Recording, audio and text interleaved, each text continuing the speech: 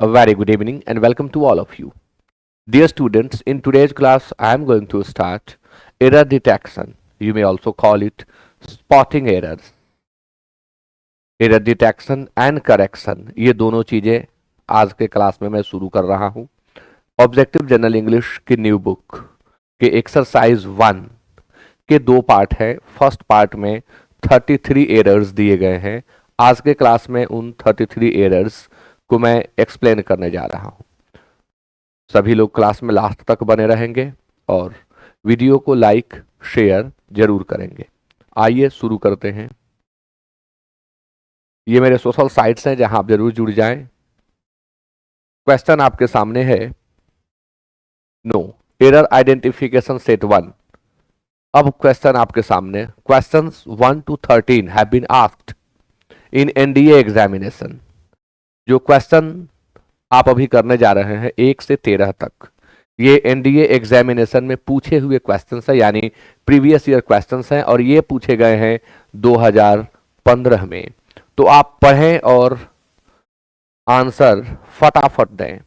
First question के 4 part किए गए हैं। First part, unless you stop to make noise at once I will have no option but to bring to the matter to the attention of the police.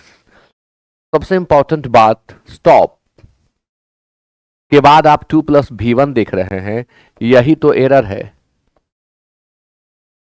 Start, stop, like, dislike कुछ verb हैं जिनके बाद हमेशा gerund का use होता है।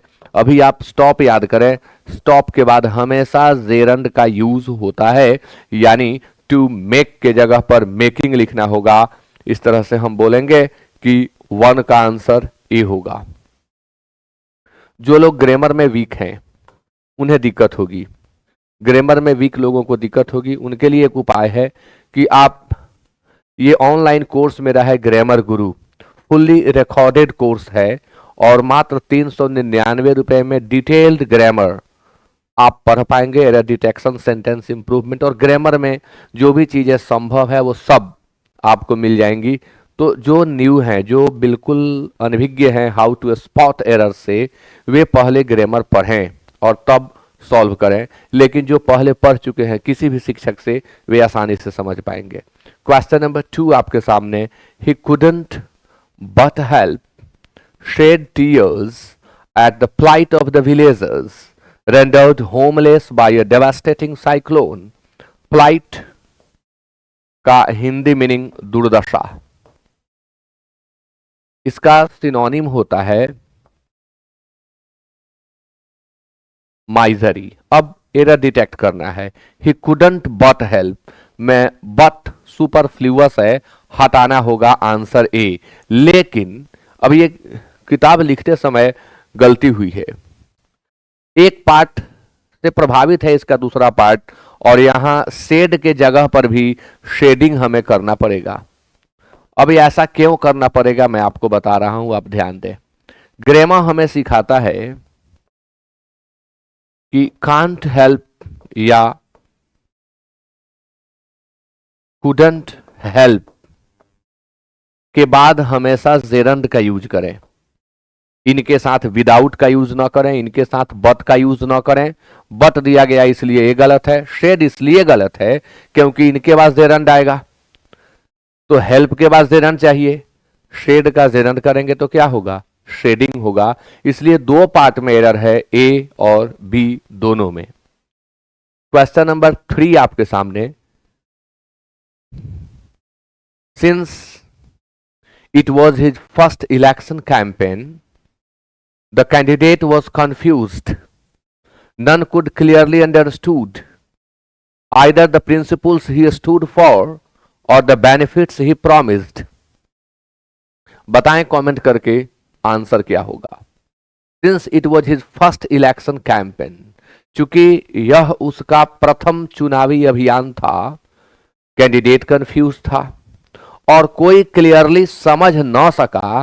Can, could, shall, should, will, would, may, might, must and ought to, all these are modal auxiliary verbs, and you know modal auxiliary verbs are always followed by verb 1, so there must be understand here and hence the answer is B. understood को replace कर दें और आपको यहां लिखना होगा understand. Question number 4 आपके सामने. It is an established fact that the transcendental American poets and philosophers who lived in the latter half of the 19th century were more influenced by Indian philosophy, in particular by, तो in particular मोर से हम यहां comparison कर रहे हैं adjective comparative degree का use करके. तो जब हम दो के बीच कंपैरिजन करते हैं तो सिर्फ मोर से काम नहीं चलेगा, दूसरे के पहले दैन का यूज करना होगा. जैसे he is taller than I, he is more intelligent than she. ठीक उसी तरह से यहां दैन मिसिंग है तो हमें दैन का यूज करना होगा, यानी आंसर 4 का सी होगा. क्वेश्चन नंबर 5 आपके सामने. Question number 5. No sooner did I open the door when the rain, heavy and stormy, rushed in, making us shiver from head to foot. No sooner did I open the door. You know, no sooner का जो paired conjunction है वह then है. Hardly, scarcely, rarely के साथ when का use करते हैं. यहां आप when देख रहे हैं, यही तो गलत है. नो सुनर के साथ when का नहीं दैन का यूज करना होता है, तो 5 का आंसर बी होगा. क्वेश्चन नंबर 6 आपके सामने. When the dentist came in, my tooth was stopped aching out of fear that I might lose my tooth. My tooth was stopped aching. This sentence has grammatical error. How can we say? Unnecessary use of passive voice के कारण यह sentence गलत हो रहा है. My tooth was stopped aching.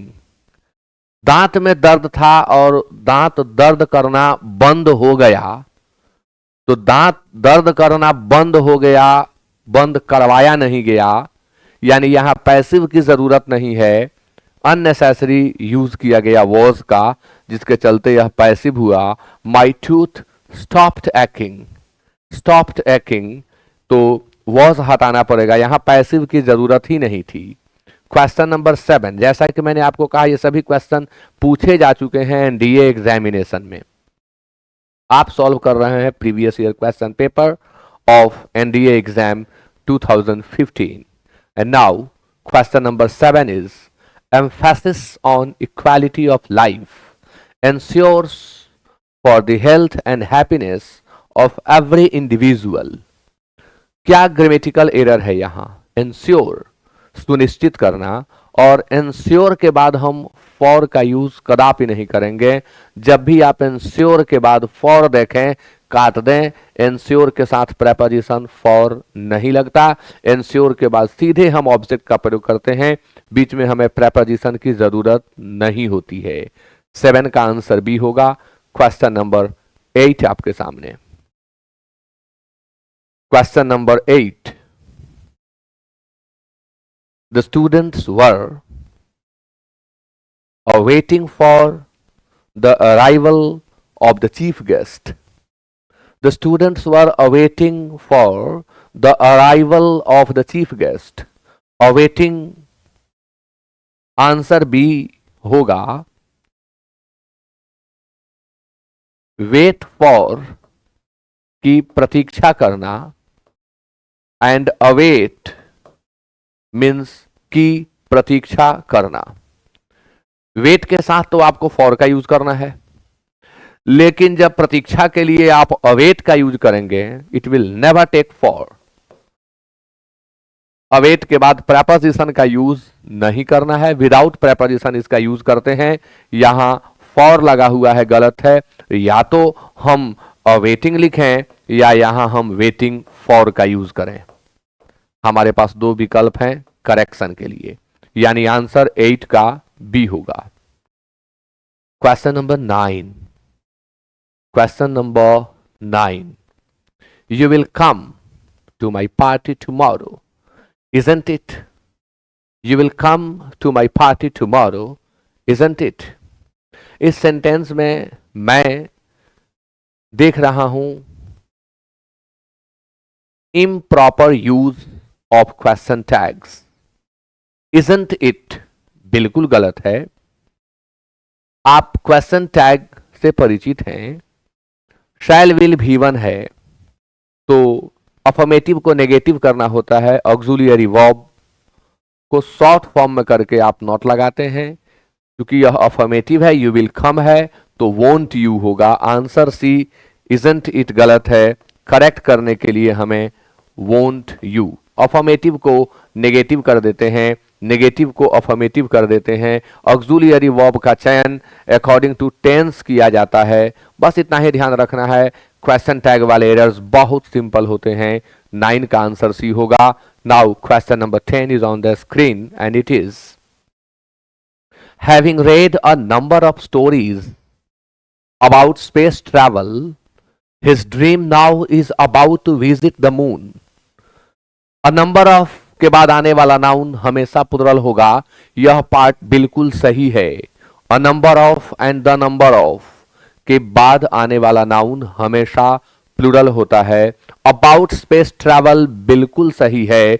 His dream now is about here. About is superfluous, यहां about की जरूरत ही नहीं है। हमें यह कहना है कि his dream now is to visit the moon. अब उसका सपना है चंद्रमा की यात्रा करना, चंद्रमा पर वह पहुंचना चाहता है। अब अबाउट की क्या जरूरत है? अबाउट टू कार्य की शीघ्रता को बताता है। मैं जाने ही वाला हूं, I am about to go. मैं जाने वाला हूं, आई एम टू गो। तो अब वो प्लान कर रहा है जाने का। यहां प्लान में किसी भी तरह से अबाउट की जरूरत नहीं है, क्योंकि ये बहुत शीघ्रता को बताता है। जरूरत नहीं है, अनावश्यक है। आंसर सी होगा। Question number 11, the meeting adjourned abruptly all of a sudden। abruptly का सिनोनिम बोला हूं, all of a sudden या suddenly by the chairman after about 3 hours of deliberation। 3 घंटे के विचार विमर्श के बाद मीटिंग को चेयरमैन के द्वारा एकाएक स्थगित कर दिया गया। यानी यहां पैसिव की जरूरत है। आप स्ट्रक्चर देख लीजिए, बाई प्लस एजेंट दिया हुआ है। ऐसी स्थिति में हमें सेंटेंस को पैसिव में लिखना होता है। द मीटिंग वॉज एडजर्न्ड होगा। Answer A. Question number 12,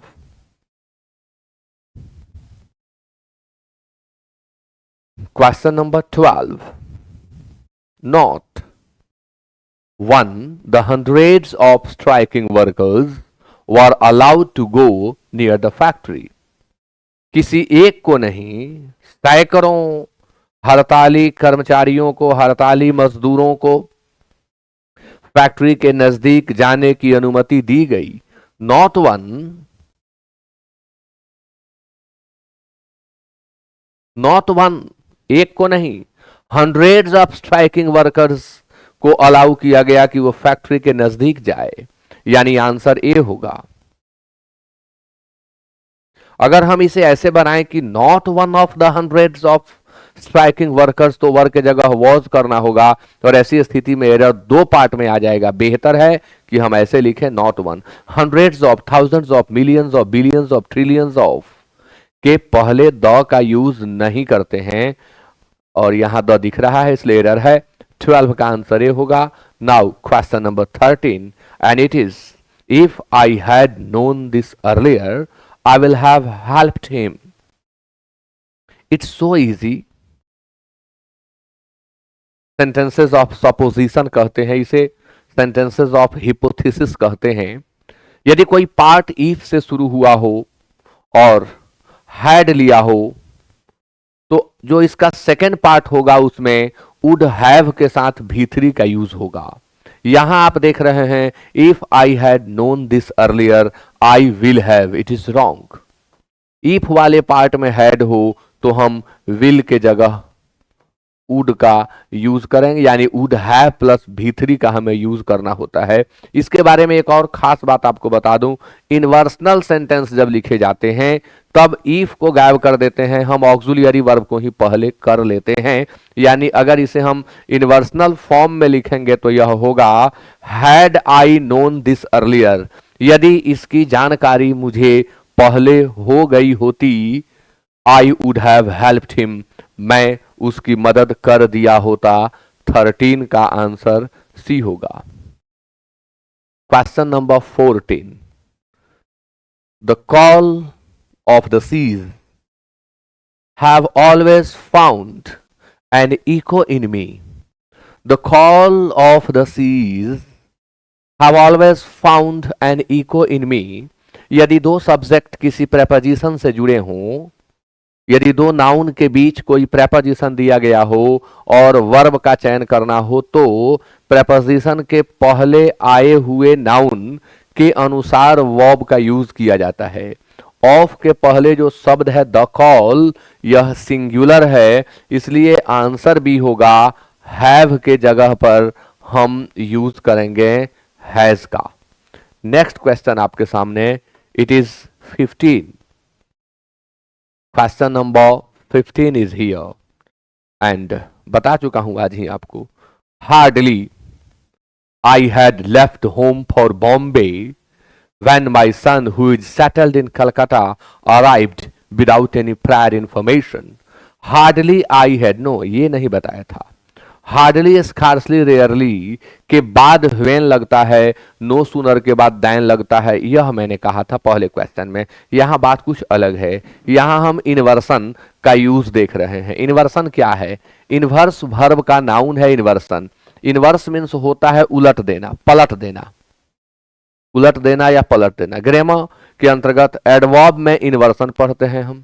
inversion के अंतर्गत एक सबसे इंपॉर्टेंट रूल है कि वाक्य के प्रारंभ में कोई एडवर्ब जैसे hardly, scarcely, rarely, here, there, away, no sooner, seldom, अन्य कोई भी समय या स्थान सूचक शब्द दिया गया हो तो इनके बाद ऑक्सिलरी वर्ब लिखकर सब्जेक्ट का यूज करेंगे।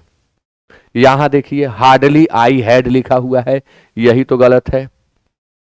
हार्डली आई हैड के बदले हमें हार्डली हैड आई लिखना होगा, यानी 15 का आंसर ए होगा। क्वेश्चन नंबर 16 आपके सामने, और ये जो क्वेश्चंस आप कर रहे हैं फ्रॉम 14 टू 18, ये सीडीएस एग्जाम 2014 के हैं। सीडीएस एग्जाम 2014 के ये पूछे हुए प्रश्न आप कर रहे हैं। क्वेश्चन नंबर 16 आपके सामने, now it can be easily said, now it can be easily said that the population of this city is greater than any other city in India. इस वाक्य में जो कंपैरिजन आप देख रहे हैं वह कंपैरिजन प्रॉपर वे में नहीं हो पाया है। यहां हम इस शहर के पॉपुलेशन की तुलना उस शहर से कर दिए जबकि उस शहर के पॉपुलेशन से करना था। बहुत छोटा एग्जांपल दूंगा, the campus of the school is smaller then the college. गलत है, सुनने में अच्छा लग सकता है आपको। The campus of the school is smaller then the college, sentence गलत है क्योंकि स्कूल के कैंपस की तुलना कॉलेज से की जा रही है, जबकि स्कूल के कैंपस की तुलना कॉलेज के कैंपस से होनी चाहिए। ऐसी स्थिति में यदि कंपैरिजन सिंगुलर के बीच करते हैं तो दैट का यूज करते हैं, प्लूरल के बीच कर रहे होते हैं तो दोज का, यानी हमें लिखना होगा the campus of the school is smaller than that of the college. वही एरर यहां है, than that of any other city, तब पॉपुलेशन की तुलना पॉपुलेशन से होगी।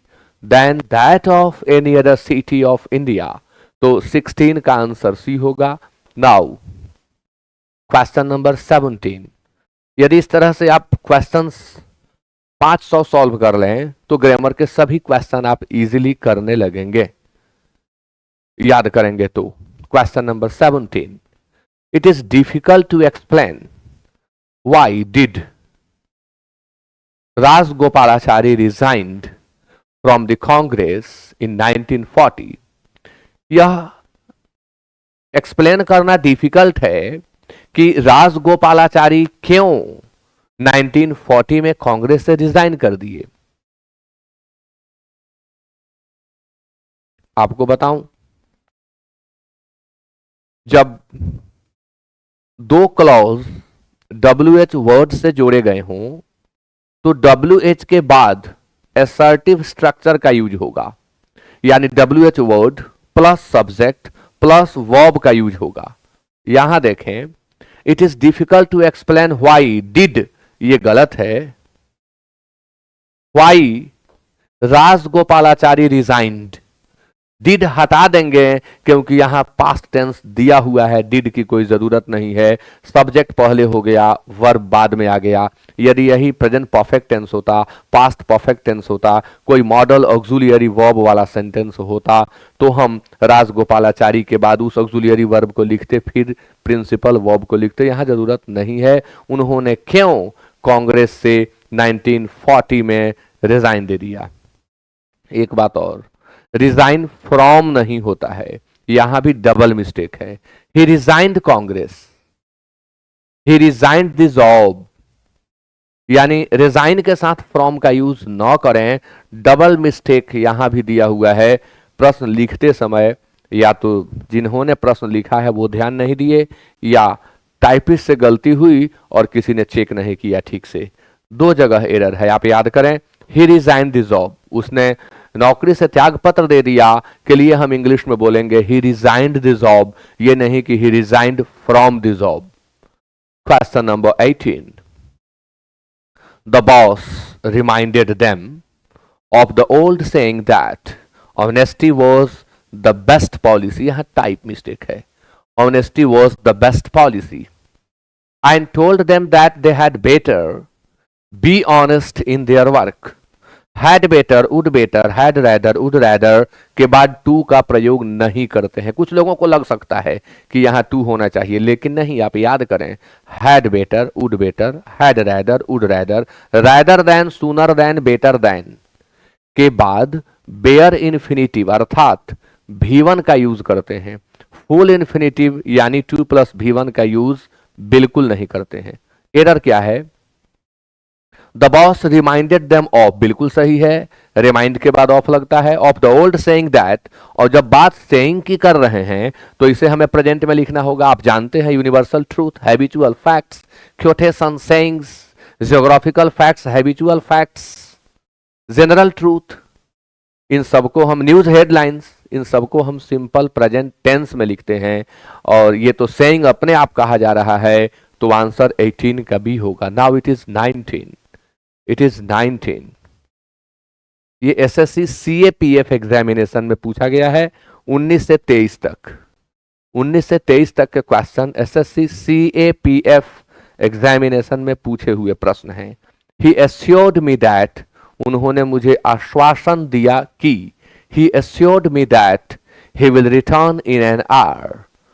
अच्छा, इसको पार्ट में भी किया गया है, तो ही विल रिटर्न। जब हम पहले पास्ट टेंस का यूज कर दिए तो आगे भी हमें पास्ट में ही लिखना होगा। तो विल को हम रिप्लेस करेंगे वुड से, यानी आंसर होगा बी। विल के बदले वुड चाहिए। जब हम पास्ट में लिखना शुरू करते हैं तो पास्ट में ही अंत करते हैं, कुछ खास को छोड़कर जो अभी हम बोल रहे थे कि सिंपल प्रेजेंट में ही, जैसे universal truth, habitual facts, news headlines, sayings, इन सबको सिंपल प्रेजेंट में लिखना होता है। Now it is 20। The car that he is using this days is belonging to his employer, is belonging to his employer. Belong के साथ ING का use करने पर वो नाउन बन जाता है। बिलोंगिंग्स यानी सामान। बिलोंग जब अधिकार को व्यक्त करता है, बिलोंग जब संबंध को व्यक्त करता है, ताल्लुकात को व्यक्त करता है, तब इसके साथ आईएनजी का यूज नहीं करते। The car that he is using this days is belonging to के बदले लिखना होगा बिलोंग्स टू,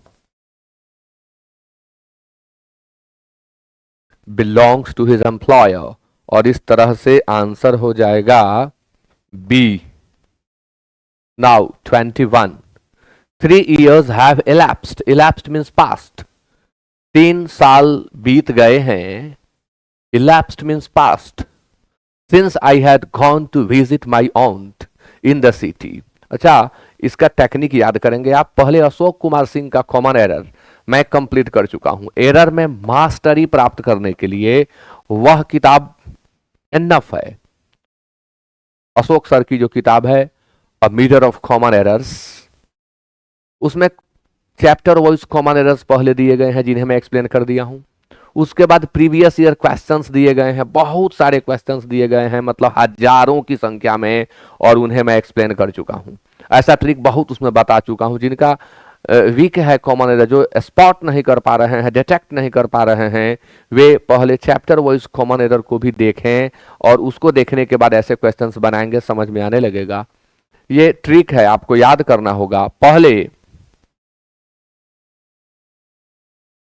हैज हैव के साथ भी3 होता है, सिंस से जोड़ते हैं, कंजंक्शन ऑफ टाइम का काम करता है, और इसके बाद भी2 का यूज करते हैं। जब से तब से के अर्थ में यहां सिंस का यूज होता है। तो आप देखिए सिंस से जुड़ रहा है, सिंस के पहले हैज हैव भी3 है, यानी यह पार्ट सही है। बाद में भी2 होना चाहिए, तो हैड गॉन के जगह वेंट का यूज करना होगा, और इस तरह से हैड गॉन वाला पार्ट आंसर हो जाएगा सी।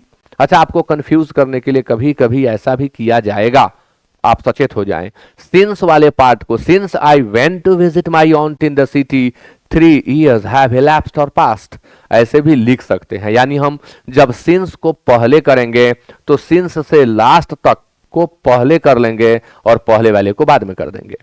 तो आंसर 21 का सी हो जाएगा। क्वेश्चन नंबर 22 आपके सामने।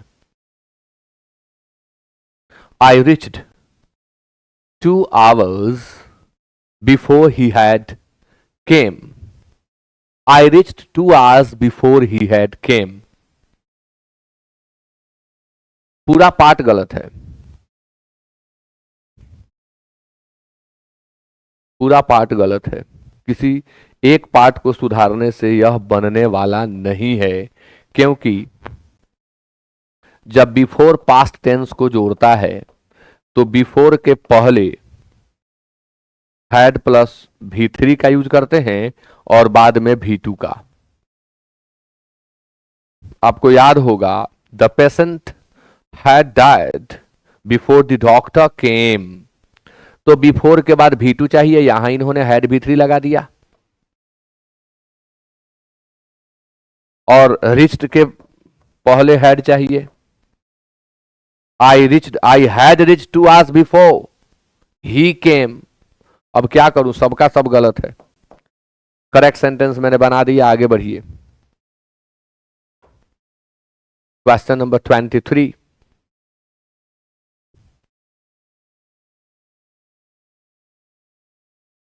He needs not have shouted at me that way। उसे मुझ पर इस तरह से नहीं चिल्लाना चाहिए था, या जरूरत नहीं थी। मान लेते हैं जरूरत से ही बनाते हैं। तो नीड और डेयर, ये दो जो वर्ब हैं, इनके यूज के समय हमें 2 चीजों का ध्यान रखना होता है। जब भी आप सेंटेंस में नीड या डेयर का यूज करें, 2 चीजों का ध्यान रखें। यदि नीड या डेयर के बाद नॉट का प्रयोग हुआ हो तो नीड और डेयर के साथ एस का यूज कभी ना करें, साथ में इनके बाद टू का यूज कभी ना करें, पहली बात। दूसरी बात, जब नीड और डेयर सब्जेक्ट के पहले आया हो तब भी ऑक्सिलरी वर्ब बन जाता है, और ऐसी स्थिति में हम एस का यूज नहीं करते हैं और आगे यहां पर आकर के हम टू का यूज कभी नहीं करते हैं, क्योंकि ये ऑक्सिलरी वर्ब हैं, और ऑक्सिलियरी वर्ब में हम एस का यूज नहीं करते हैं। तो यहाँ यही एरर है, he needs not have shouted, गलत है। या तो हम शुडंट कर दें या नीड्स के जगह नीड करें, अर्थ दोनों से निकल जाएगा, आंसर हो जाएगा बी। ये क्या, ये तो और ब्लंडर कर दिया गया। अब सी और बी दोनों में, खैर मैंने वहां करेक्ट कर दिया है। इस किताब में बहुत अधिक गलती है, नई किताब जो छपी है इसमें गलतियां ज्यादा हैं। अब दिल्ली पुलिस CAPF एग्जाम 2016 का क्वेश्चन आपके सामने। Before we return from swimming in the river near the camp, someone had stole our clothes and we had to walk back with our towels around us. Towel लपेट करके ही लौटना पड़ा क्योंकि किसी ने कपड़ा चुरा लिया इन लोगों का। तो before we return from swimming in the river, स्पष्ट है कि हैड के बाद यहां आपको स्टोल V2 दिखाई पड़ रहा है। Steal, stole, stolen, steal, stole, stolen, यानी वर्ब का थर्ड फॉर्म चाहिए और यहां सेकंड फॉर्म दिया हुआ है। तो हैड स्टोल जिस पार्ट में है वही आपका आंसर होगा सी। Question number 25।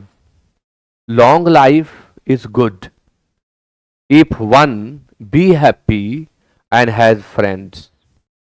तो if one be happy, long life अच्छा है यदि कोई खुश हो और उसके पास दोस्त हो।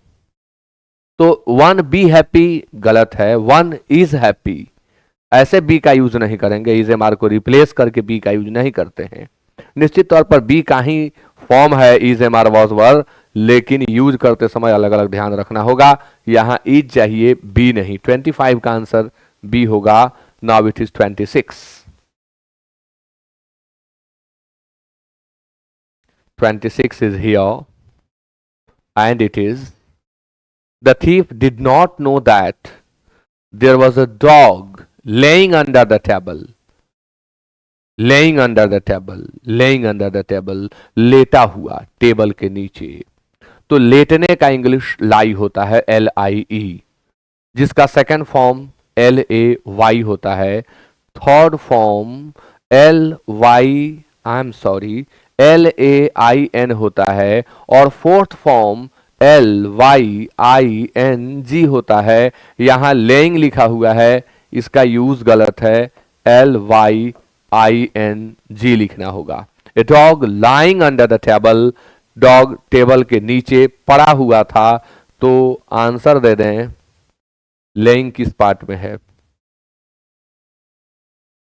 आंसर डी होगा, लेइंग गलत है, इसके जगह पर लाइंग चाहिए। Now it is 27 and the question is, he went to the doctor because he hadn't been feeling well since several weeks। बहुत इजी क्वेश्चन है, कमेंट करें सभी लोग। He went to the doctor because he had been feeling well, he had not been feeling well since several weeks। since का प्रयोग गलत है, several weeks है। एक टेक्निक दे देता हूं, weeks जो भी नाउन प्लूरल फॉर्म में लिखे गए हों, टाइम इंडिकेटिंग वर्ड्स यदि प्लूरल फॉर्म में लिख दिए गए हों तो आपको सिंस का यूज ही नहीं करना है, फॉर का यूज करना है। तो देख लें सिंस कहां है, बी में, इसलिए 27 का आंसर बी होगा। अब आपके सामने क्वेश्चन नंबर 28।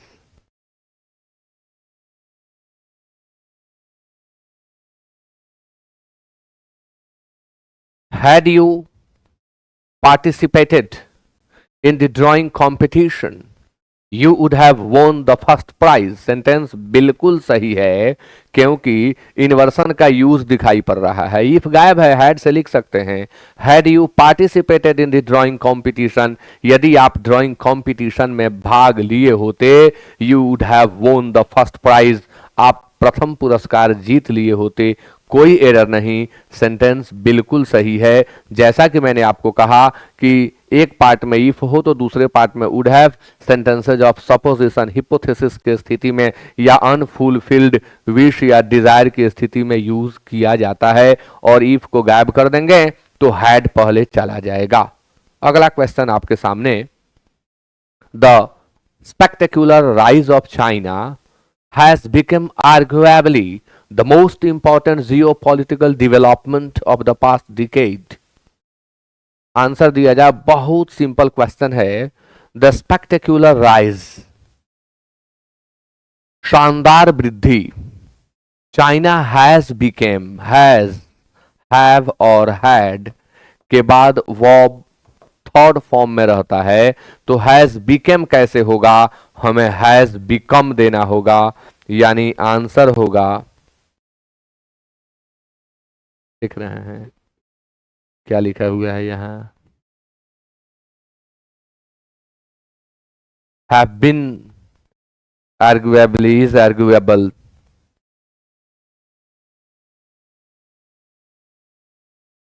आगे द मोस्ट भी है।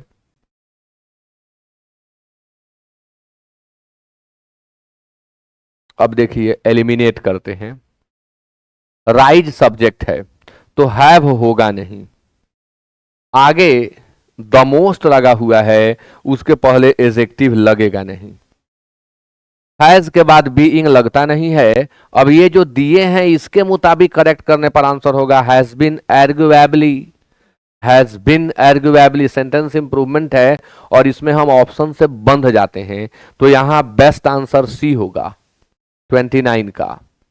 Question number 30, as entrepreneurs we must faithful be to the organization we have set out to build। As entrepreneurs we must be faithful to, be पहले होगा, faithful बाद में होगा, we must be faithful to। Model auxiliary verb के बाद B का प्रयोग करें तो आंसर 30 का सी हो जाएगा। Question number 31, the economic turmoil in the world today has once again thrown the spotlight on the economic profession। The economic turmoil in the world today has once again thrown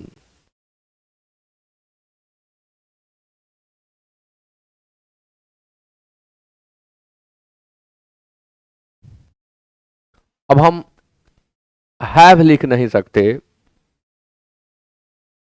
again has once ये तो और blunder होगा, had through लिख नहीं सकते। बेहतर answer B होता, कुछ और इसमें रहता तो नहीं करेक्ट करेंगे, जो दिए गए हैं इनसे बेहतर वही है, इसलिए करेक्शन की कोई गुंजाइश नहीं। 31 का आंसर ई होगा। Now it is 32, the government is set double annual spending on irrigation and crop insurance। सरकार निश्चय कर चुकी है कि क्रॉप इंश्योरेंस और इरिगेशन यानी फसल बीमा और सिंचाई के ऊपर जितना वो खर्च कर रही है उससे दोगुनी खर्च करेगी। डबल यहां वर्ब का काम कर रहा है, तो इज सेट टू यानी करने वाली है, तो इज सेट टू लिखना होगा, और इज सेट टू कहां है, डी में। 32 का आंसर डी होगा। Now 33, the upcoming budget certainly has the potential to catapult the economy into a high growth orbit। has the potential, अब आप बाद में देखिए to catapult है तो has the potential होगा, has the potential ऑप्शन में तो दिया ही होगा। 33 का आंसर ए होगा। पोटेंशियल मीन्स होता है शक्ति, पोटेंशियल मीन्स होता है संभावना। दो अर्थों में हम पोटेंशियल का यूज करते हैं, यहां हैज द पोटेंशियल होगा, नाउन की जरूरत है, एडजेक्टिव या एडवर्ब की नहीं। तो 33 का आंसर ए होगा। और आज का क्लास कंप्लीट होता है। आज के क्लास में आपने 33 questions new book of R S Agarwal objective general English को कंप्लीट किया। अगले क्लास में जो सेकंड पार्ट है उसके क्वेश्चंस को हम लोग कवर करेंगे। आप वीडियो को बार बार देखें ताकि हर रूल याद हो जाए जो मैं बोल चुका हूं क्लास के दौरान। मिलते हैं फिर अगले क्लास में। तब तक के लिए आप स्वस्थ रहें, खुश रहें। Good night.